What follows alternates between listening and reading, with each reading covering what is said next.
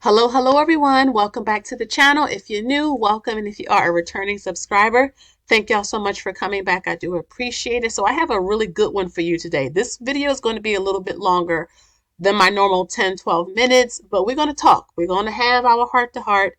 And I'm going to share with you this article that really has been a main inspiration to me for a long time. Now you can see this article was written in 2015, but this article really, was pivotal in putting us on the right financial track so that we could be where we are by 40. So I am 40 years old. I'll be 41 in September of this year, Lord willing. So, it's so important to make sure that no matter what age we are, to be honest, that we are coming to terms with the fact that every dollar we make, we need to make sure that we are being wise with it. Even if we want to have, self-care or, do something fun, we still want to be wise with our approach to it, right?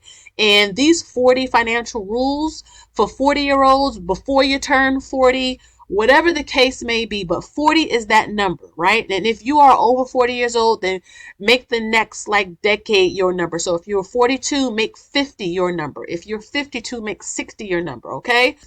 So the first thing this article talks about is paying off you see, high interest consumer debt. High interest will do you in every single time. I wish someone would have sat me down and said, look, girl, you don't need to be spending money on a credit card at 25%, right?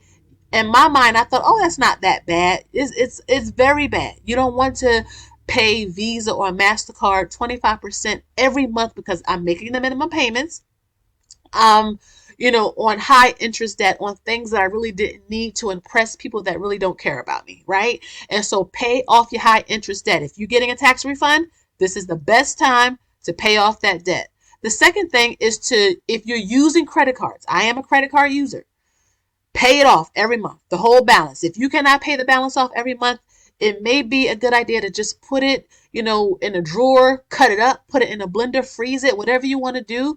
But don't use it if you cannot pay it off every month. Okay. Now, if an emergency comes up and you need to use it for a roof, a medical emergency, a big car repair, okay, that's different. Make a plan to pay it off as soon as you can. But ideally, don't use credit cards if you cannot pay them off every month. You're actually taking two steps back. And let me tell you something, getting points is not like getting points is like a hustle for the credit card companies. If you could pay it off every month and get your points, kudos. But if you are getting points and cash back and all that and you're carrying a balance, that's not how you do it. I wish I would have learned that, oh my goodness, 15 years ago. Okay, so I'm just trying to share with you guys the things that I've learned. The third thing, learn a new skill. It is so easy nowadays to improve yourself. YouTube, Google, for example, if you want to learn how to do something, if you want to take Excel classes, there's free courses on YouTube that you can take. You can read more books, but you gotta make it a point to learn, to educate, to always elevate yourself, right? Because knowledge is truly, truly power. If Warren Buffett is still reading books and he's 94 years old and he's still learning, then what about me? What about us? So always learn a new skill, okay? And number four, start a side hustle. I always tell people, think about things you're good at and then go from there. I like to talk. I like to talk and I like talking about finance and how we could be better with our money. Who would have known? I didn't. That just starting a YouTube channel, talking. I don't have a fancy setup. I'm not an influencer.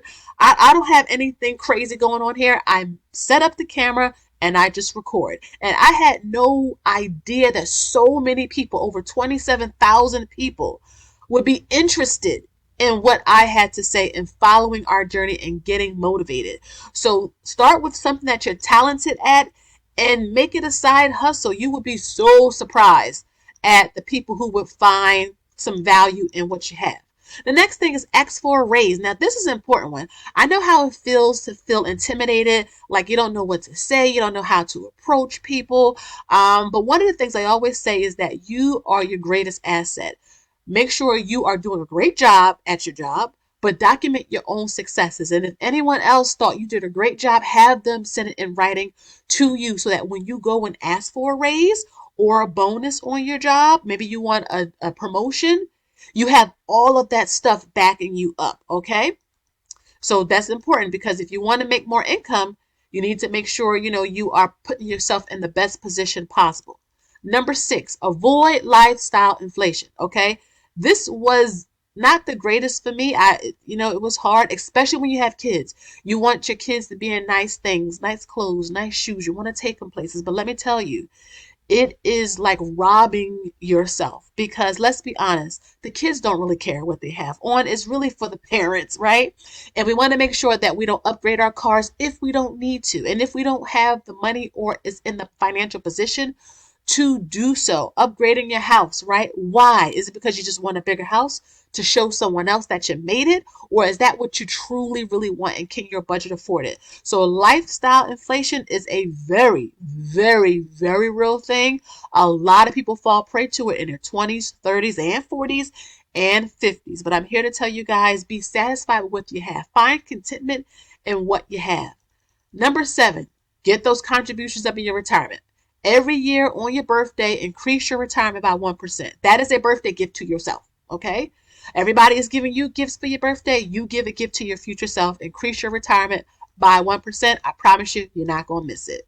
Number 8, evaluate your accounts. Do you actually look at your statements? Do you know if you're in a target date fund? Maybe you're in an index fund. Like, what are you invested in your 401ks, in your Roths? Do you have a robo advisor? Do you have a financial advisor? Do you check to see how many fees you're paying a quarter? Do you check your dividends? Go into your account and make sure you do that. Okay, guys? Number 9, get rid of unnecessary fees. Okay. So a lot of times people don't realize that you could be paying fees for things that you don't need to. There's people that are paying fees for checking accounts. Who pays a fee for a checking account nowadays?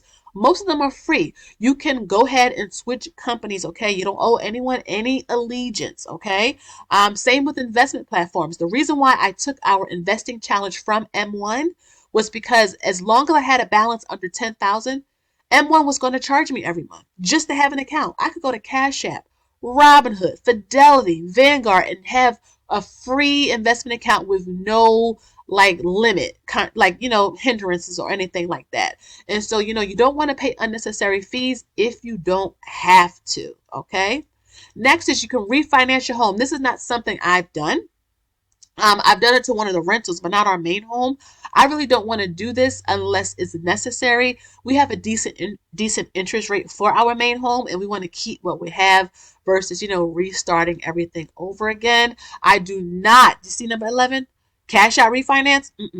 If you don't need to, okay, that's the part. If you don't need to, especially in your main home. In your investment property is okay because you're using one asset to buy another and the tenant is paying off the mortgage.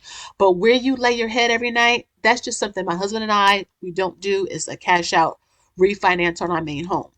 Number 12 is considering home improvements. Like some people, when they build up equity, they'll take a HELOC, but I like to save up for to redo the kitchen or to replace flooring, in which we're going to do in our living room and dining room. And one of the things, especially at the top of this list, talking about, learn a new skill. My husband learned how to do so many things from watching YouTube. There are so many people on YouTube teaching you how to paint, how to, stain cabinets for your kitchen, how to pull up carpeting and add flooring. So again, if you want to do home improvements, save up for them and go about it that way versus trying to do a HELOC. But if you need to do a HELOC, make sure you shop around for best rates and understand the impact it'll make to your budget. Number 13, keeping your home in good repair. Okay, an ounce of prevention, right? That's the thing. You have to do. If you can keep up with your just the systems in your homes, your HVAC, the piping, the roof, right? The electrical, things like that, it'll save you so much money down the long term. Keeping your house clean, that's a big one, right? Is a huge help because it'll prevent you from having to spend a lot of money later because of maintenance, right? That you just kind of ignore the maintenance. Number 14, take care of your things. Okay, take care of your home, take care of your car, right? Do you go to a car wash? Do you keep trash? And this is hard because I have kids And sometimes there's stuff left in the car, but making them, say, hey, get all your trash. Let's take it in the house and put it in a garbage can, right? We want to take care of our cars. We want to take care of our furniture. My kids do not jump on our couches. They do not run through our house. They do not keep the water just running and running and running. Take care of the things that you have. Number 15, carefully consider all of your debt, right? All of your debt, right? Anything that are planning on going into debt for, a business, home improvement, a car loan, just make sure you're checking your credit. Make sure you're on top of that. Number 16, check your asset allocation. That goes back up into the retirement, checking your retirement, making sure you have enough bonds and funds, and you have some individual stocks if that's what you want, but making sure that you are allocated and diversified the right way. Number 17, do not forfeit your retirement for your kids' college. You save for yourself first, and then you make sure you save some for your kids. The sooner the better. The sooner the better. But something is always better than nothing. Number 18, okay? Don't use your retirement for kids' weddings. So that's why I love Utmas, because you can, or is it Ugmas? It's Ugmas, I believe, where you can save for like weddings, and you can give them the money for a down payment. I know some people who have like Robinhood accounts, and they are going to just invest in it, and then when the kid turns 21, they'll give the money to them, and the kid can use it on whatever they want. But don't forfeit your investment accounts for weddings and college and things like that. Number 19, encourage your kids to make good financial choices, right? If we're saving for them, investing for them, and they don't know, the sacrifice you're making, they don't know how to be good stewards of their money, teach them these things so that when they become adults, they don't make the same financial decisions, the terrible ones that we have all made. Teach them about credit and investing and saving and checking accounts and savings accounts and investment brokers. You may think that they may not know how to, but let me tell you, they do. 20, reevaluate your priorities. When you're 40 years old, let me tell you, what you thought was cute and hot at 22, you have a whole different mindset when you're 40. Even things I used to love to eat when I was in my 20s, I cannot even stand eating anymore. I'll give you a great example. Do y'all remember Vienna sausages? They were like these little sausage things that came in a can. When I say I used to love those things, especially when I was pregnant with my oldest daughter, I used to love those things. Now, looking back, I see them in the market and I'm thinking, these things are disgusting. These things are disgusting, but again, things change, so make sure you reevaluate your priorities.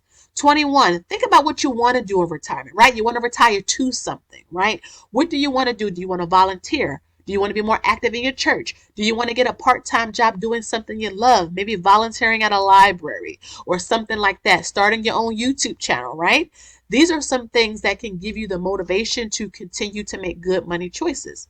22, maintain your emergency fund. You need to build one and you need to keep it up, right? Because if you are let go from a job, it's going to be harder for you to find a new gig because ageism in the workplace is a very real thing. And so if they can hire a 25-year-old versus a 40-year-old, they're going to do that. So make sure you have your emergency fund built up. 23, avoid panic selling when the markets tank. Right now, the markets they've been pulling back. At least when I'm filming this video on February 26th. But let me tell you something, guys. Those are great opportunities. You want to buy assets on sale, right? Apple stock on sale, Amazon on sale. How many of you have been buying stuff off of Amazon in the past month, right? So be an owner and a consumer. Don't just make Jeff Bezos rich. You want to make sure you are becoming an owner in something you utilize regularly. 24, it's okay to get help. If you want to talk to an advisor, if you want to talk to a planner, if you want to, talk to me, these are all things that we can do that can be beneficial. There's things out there for like financial therapy. Like it's okay to seek help if you feel like, you need some direction, you need some motivation, you need some guidance. 25, create a will. This is estate planning, okay? You need to create a will. I know we don't want to talk about death, but the fact of the matter is that we're all going to die one day. And let me tell you, the worst thing outside of somebody that you love dying is people fighting over funeral arrangements and who's going to get this and who's going to take care of that. I'm telling you, you don't want to have to put yourself in that position. It takes no more than 30 minutes to create a will, even online. You can take it to get it notarized. You can go to a lawyer for a few bucks and let them be the one to kind of authorize it for you. but always have a will. I cannot explain that enough. And if you need further as estate planning help, maybe you want to do a trust or something like that, you want to get a power of attorney, go ahead and contact a tax attorney or an estate planning attorney. Save up for it. Create a sinking fund or a savings account for it. And then when you, let's say, get to $500, make an appointment with, someone who can really help you and steer you in the right direction. Okay. 27, start tax planning. Now, this is a biggie, right? If you have a taxable account, well, when you take that money, you're going to have to pay taxes at your current income tax level. What if you want to, do early Roth conversions? Maybe you want to, talk about 401k with, a tax professional because you want to access it. Maybe you want to take, early distributions from Social Security, right? These are all things you got to think about for the future. And again, you can talk to a professional that can help you. Number 28, consider disability insurance. Excuse me, guys.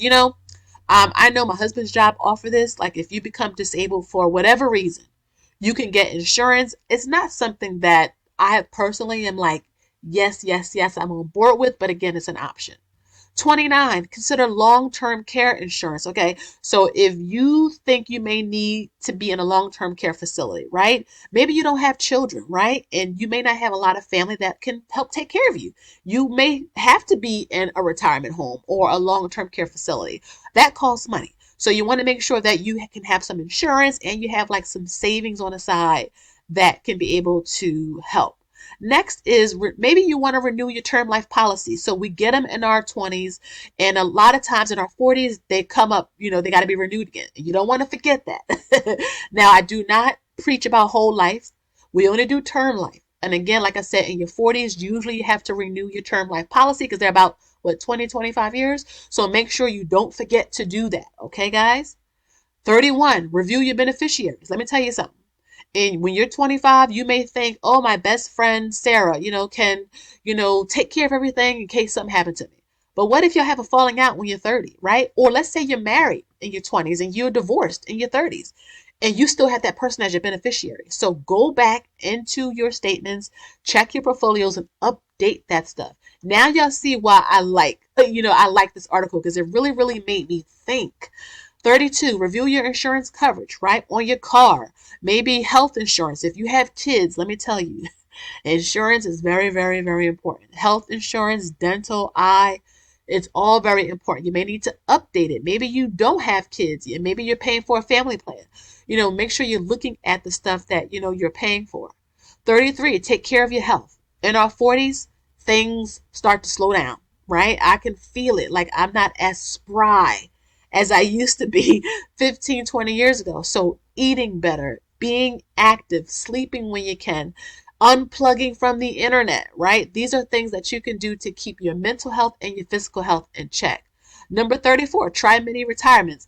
I am not going to do this. I'd rather just retire early because I know if I take a mini retirement and I take a break for a year, I'm not going to want to go back to work. My husband too. So I'd rather just retire early and just be finished, okay? But that's just an option there. 35, you can think about downsizing, right? My daughter will be going to college. When my youngest son go to college, my husband and I actually has talked about this. Do we want to downsize our home? Because if it's just him, me, and my special needs son, we don't need a big giant house, right? But we may keep it. We're still thinking about it. But a lot of people think about downsizing in their 40s, maybe even in their 50s, especially when the kids are gone, right? 36, take time to relax. I plan a vacation every year. Yes, I save. Yes, we invest. But guess what? We take a vacation every year because I need a break from the job, right? And we try to do something very nice. We're thinking of going to another place this year is Martha's Vineyard. We've never been, and we're thinking of taking a trip there. Number 37, learn technology. Oh my goodness, there's so many things going on. But when you take time to learn, I even have older relatives that because they took the time out to learn about these apps, they know how to order stuff now off of Amazon. They know how to pay their bills online. And it can be a benefit to you versus just writing checks. Do y'all still write checks anymore? Or are you like mostly digital, if that makes sense? 38, be open to try new things, right? You never know what you may like. You may not know what experiences you may enjoy unless you at least try it. Be wise. But be open to trying new things and meeting new people. You never know, right? 39. Measure your progress against you. Don't compare yourself to nobody else. There's always going to be somebody that has more money, maybe that's taller than you, skinnier than you, maybe have, the perfect spouse in quotes, maybe have the kids, a bigger house, a bigger car. You don't know what's going on behind the scenes, and you don't want to spend your existence trying to keep up with a partial reality, right? So measure your progress against you. Track everything. All of you who bought my investment planner, a lot of you are using them. You're using the 3 spreadsheets that came along with them. All of you who are in my groups, we are talking. It keeps you accountable to yourself.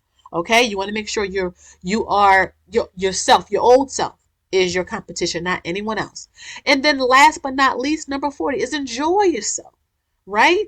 You got your financial plan on track, you're saving, you're investing, but use your 40s as a time to really enjoy your life and make some memories responsibly. My daughter has a prom coming up. We are buying her a prom dress. She is getting her hair done and nails and a purse and shoes. We're going to get her a nice card, her and her friends to take down to the place where their prom is. Like enjoy that. You know what I mean? Like give her a prom send off, like gathering with family and friends. Like that's memories that you're creating, because again, kids grow up and they leave the house.